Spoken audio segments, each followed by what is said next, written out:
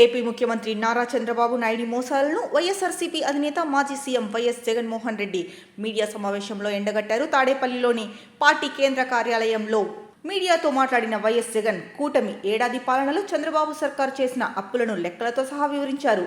ఈ 12 నెలల కాలంలోనే చంద్రబాబు రాష్ట్రాన్ని అతలాకుతలం చేశారు.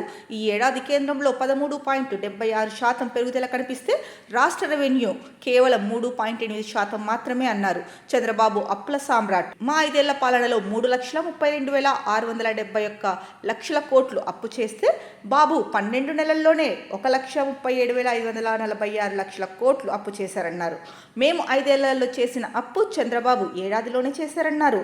అప్పులు తేవడంలోనూ చంద్రబాబు రాజ్యాంగాన్ని ఉల్లంఘిస్తున్నారని వైఎస్ జగన్ అన్నారు. ఏపీఎండీసీకి గనులు తాకట్టు పెట్టి 9,000 కోట్లు అప్పు చేశారు. 293(1) ప్రకారం బాబు అప్పులు చేసే విధానం చట్టవిరుద్ధం.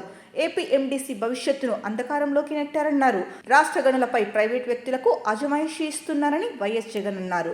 ఇక ఏపీలో జరుగుతున్న స్కామ్లకు పరాకాష్ట అమరావతి పేరుతో దోపిడీనేనని జగన్ అన్నారు. అమరావతి పనుల కోసం 2018లోనూ టెండర్లు పిలిచారు. నాడు ఖరారైన టెండర్ల విలువ 41,107 కోట్లు. దాదాపు 6,000 కోట్లు పనులు చేశారు.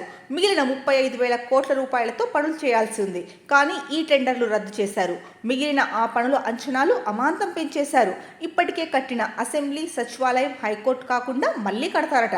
అంటే అన్ని గంగపాలు చేసినట్లే. అక్రమాలకు అడ్డు కాకూడదని మా హయాంలో తెచ్చిన జ్యుడిషియల్ ప్రివ్యూ తీసేశారు. రివర్స్ టెండరింగ్ ను రద్దు చేశారు. మొబిలైజేషన్ అడ్వాన్స్లు లేవు. కానీ స్కామ్ల కోసమే మొబిలైజేషన్ అడ్వాన్స్లు తెచ్చారు. అడ్వాన్స్ల పేరిట 10% ఇచ్చి 8% తీసుకుంటున్నారు.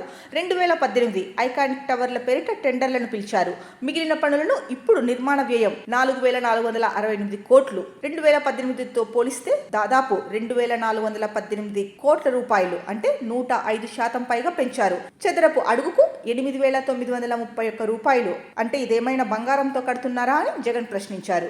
మీరు సాయం చేస్తే పుంజుకుంటామంటూ చంద్రబాబు అప్పులు చేస్తున్నారు. అమరావతి ఓ సెల్ఫ్ ఫైనాన్స్ సిటీ అని చెప్పిన చంద్రబాబు ఇప్పుడు ఆకాశాన్ని అంటేలా అప్పులు చేస్తున్నారు.